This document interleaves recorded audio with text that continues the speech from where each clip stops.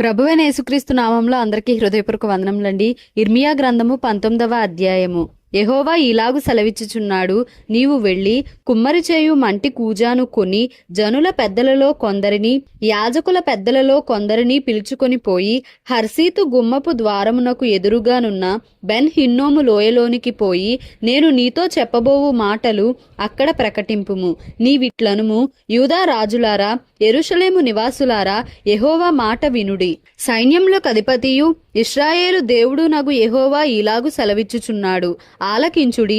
దాని సమాచారము వినువారందరికీ చెవులు గింగురుమనునంత కీడును నేను ఈ స్థలము మీదికి రప్పింపబోవుచున్నాను. ఏలయనగా వారు నన్ను విసర్జించి ఈ స్థలములో అపచారము చేసి ఉన్నారు. వారైనను వారి తండ్రులైనను యూదా రాజులైనను ఎరుగని అన్య దేవతలకు దానిలో ధూపము వేసి నిరపరాధుల రక్తము చేత ఈ స్థలమును నింపిరి. నేను విధింపనిదియు సెలవియ్యనిదియు నా మనస్సునకు తోచనిదియునైన ఆచారము నాచరించిరి. తమ కుమారులను దహన బలులుగా కాల్చుటకై బయలునకు బలిపీఠములను కట్టించిరి.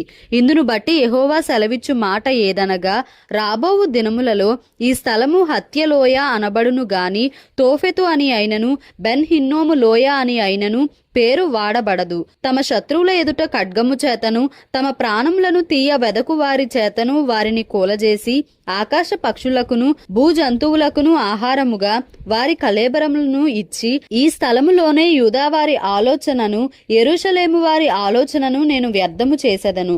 ఆ మార్గమున పోవు ప్రతి వాడును ఆశ్చర్యపడి దానికి కలిగిన ఇడుమలన్నిటినీ చూచి అపహాస్యము చేయునంతగా ఈ పట్టణమును పాడుగాను అపహాస్యాస్పదముగాను నేను చేసెదను.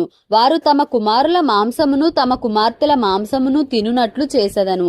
తమ ప్రాణము తీయ వెదకు శత్రువులు తమకు ఇబ్బంది కలిగించుటకై వేయు ముట్టడిని బట్టియు దాని వలన కలిగిన ఇబ్బందిని బట్టియు వారిలో ప్రతివాడు తన చెలికాని మాంసము తినును. ఈ మాటలు చెప్పిన తరువాత నీతో కూడా వచ్చిన మనుష్యులు చూచుచుండగా నీవు ఆ కూజాను పగులగొట్టి వారితో ఇలాగనవలెను, సైన్యములకు అధిపతియగు యెహోవా ఇలాగు సెలవిచ్చుచున్నాడు, మరలా బాగుచేయ నశక్యమైన కుమ్మరి పాత్రను ఒకడు పగులగొట్టునట్లు నేను ఈ జనమును ఈ పట్టణమును పగులగొట్టబోవుచున్నాను. తోఫెతులో పాతిపెట్టుటకు స్థలము లేకపోవునంతగా వారు అక్కడనే పాతిపెట్టబడుదురు. యెహోవా వాక్కు ఇదే. ఈ పట్టణమును తోఫెతు వంటి స్థలముగా నేను చేయుదును.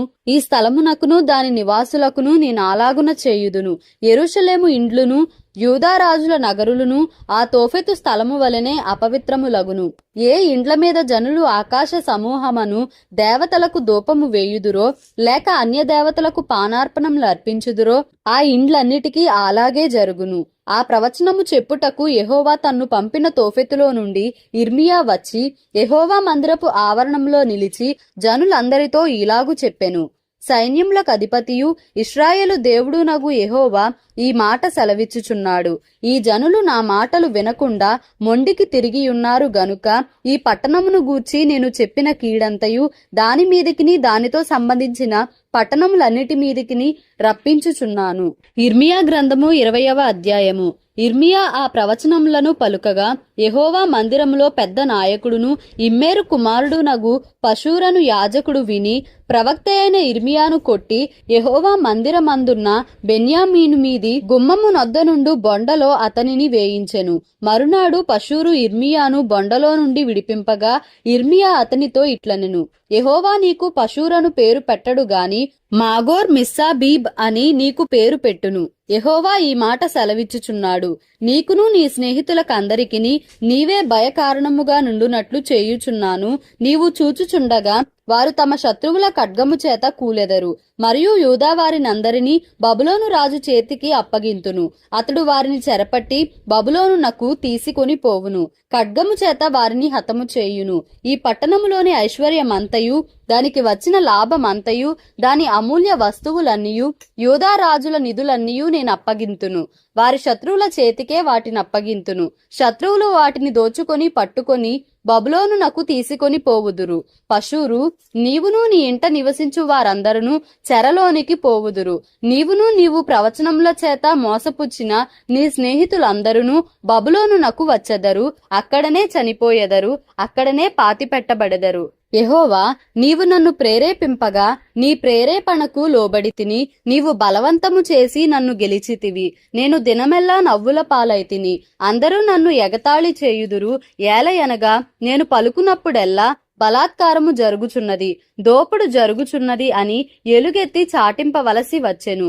దినమెల్లా యెహోవా మాట నాకు అవమానమునకును అపహాస్యమునకును హేతువాయెను. ఆయన పేరు నేనెత్తను, ఆయన నామమును బట్టి ప్రకటింపను అని నేను అనుకొంటినా, అది నా హృదయంలో అగ్నివలే మండుచు నా ఎముకలలోనే మూయబడి ఉన్నట్లున్నది. నేను ఓర్చి విసికియున్నాను, చెప్పక మానలేదు. నలుదిక్కుల భయము అని అనేకులు గుసగుసలాడగా వింటిని. వారు దుర్మార్గుడని మీరు చాటించిన ఎడల మేమును చాటింతుమందురు. అతడొకవేళ చిక్కుపడును, అప్పుడు మనం అతని పట్టుకొని అతని మీద పగ తీర్చుకొందమని చెప్పుకొనుచు, నాకు స్నేహితులైన వారందరూ నేను పడిపోగా చూడవలెనని కనిపెట్టుకుని ఉన్నారు. అయితే పరాక్రమము గల శూరుని వలె యెహోవా నాకు తోడయున్నాడు. నన్ను హింసించువారు నన్ను గెలువక తొట్రిల్లుదురు. వారు యుక్తిగా జరుపుకొనరు గనుక బహుగా సిగ్గుపడుదురు. వారెన్నడూనూ మరువబడని నిత్యావమానము పొందుదురు. సైన్యములకు అధిపతి వగు యెహోవా, నీతిమంతులను పరిశోధించు వాడవు నీవే. అంతరింద్రియములను హృదయమును చూచువాడవు నీవే.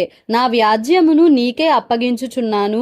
నీవు వారికి చేయు ప్రతిదండన నేను చూతునుగాక. యెహోవాను కీర్తించుడి, యెహోవాను స్తుతించుడి. దుష్టుల చేతిలో నుండి దరిద్రుని ప్రాణమును ఆయనే విడిపించుచున్నాడు. నేను పుట్టిన దినము శపింపబడునుగాక. నా తల్లి నన్ను కనిన దినము శుభదినమని అనబడకుండునుగాక. నీకు మగపిల్ల పుట్టెనని నా తండ్రికి వర్తమానము తెచ్చి అతనికి అధిక సంతోషము పుట్టించినవాడు శాపగ్రస్తుడగునుగాక. నా తల్లి నాకు సమాధిగా నుండి ఆమె ఎల్లప్పుడూ గర్భవతిగా నుండునట్లు అతడు గర్భములోనే నన్ను చంపలేదు గనుక, యెహోవా ఏ మాత్రమును సంతాపము లేక నశింపజేసిన పట్టణము వలె ఆ మనుష్యుడు ఉండునుగాక. ఉదయమున ఆర్తధ్వనిని, మధ్యాహ్న కాలమందు యుద్ధధ్వనిని అతడు వినుగాక. కష్టమును దుఃఖమును చూచుటకై నా దినములో అవమానముతో గతించిపోవునట్లు నేనేల గర్భములో నుండి వెడలితిని. ఇర్మియా గ్రంథము 21వ అధ్యాయము. రాజైన సిద్కియా మల్కియా కుమారుడైన పషూరును, యాజకుడగు మయషేయా కుమారుడైన జఫన్యాను పిలిపించి, బబులోను రాజైన నెబుకద్రెజరు మన మీద యుద్ధము చేయుచున్నాడు.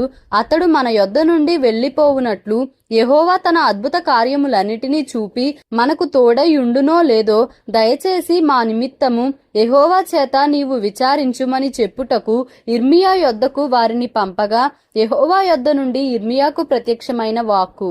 ఇర్మియా వారితో ఇట్లనెను, మీరు సిద్కియాతో ఈ మాట చెప్పుడి. ఇశ్రాయేలు దేవుడైన యెహోవా ఇలాగు సెలవిచ్చుచున్నాడు, బబులోను రాజు మీదను మిమ్మును ముట్టడివేయు కల్దీయుల మీదను మీరుపయోగించుచున్న యుద్ధాయుధములను ప్రాకారముల బయట నుండి తీసుకొని ఈ పట్టణము లోపలికి వాటిని పోగు చేయించెదను. కోపమును రౌద్రమును అత్యుగ్రతయు కలిగిన వాడనై బాహుబలముతోనూ చాచిన చేతితోనూ నేనే మీతో యుద్ధము చేసెదను. మనుష్యులనేమి పశువులనేమి ఈ పట్టణపు నివాసులనందరినీ హతము చేసెదను.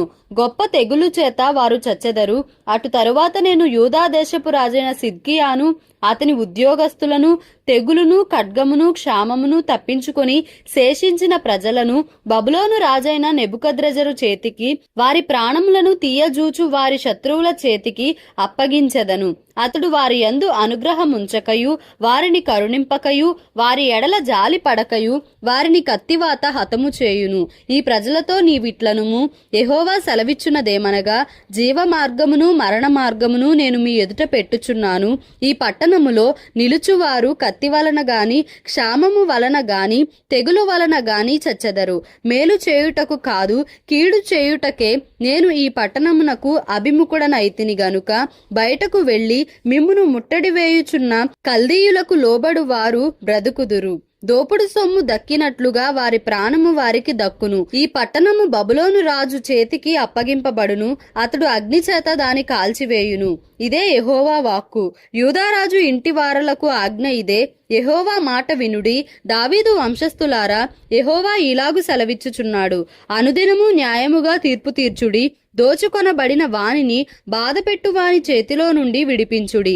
అలాగు చేయని ఎడల మీ దుష్టక్రియలను బట్టి నా క్రోధము అగ్నివలే బయలు వెడలి ఎవడునూ ఆర్పలేకుండా మిమ్మును దహించును. యెహోవా వాక్కు ఇదే. లోయలో నివసించుదానా, మైదానమందలి బండ వంటి దానా, మా మీదికి రాగలవాడెవడు, మా నివాస స్థలములలో ప్రవేశించువాడెవడు అనుకొను వారలారా, మీ క్రియల ఫలములను బట్టి మిమ్మును దండించెదను. నేను దాని అరణ్యములో అగ్ని రగులబెట్టెదను, అది దాని చుట్టూనున్న ప్రాంతములన్నిటినీ కాల్చివేయును. ఇదే యెహోవా వాక్కు. దేవుడి పరిశుద్ధ వాక్యమును మన వినికిడిలో దీవించి ఆశీర్వదించునుగాక. Amen. Please like, share and subscribe for more videos.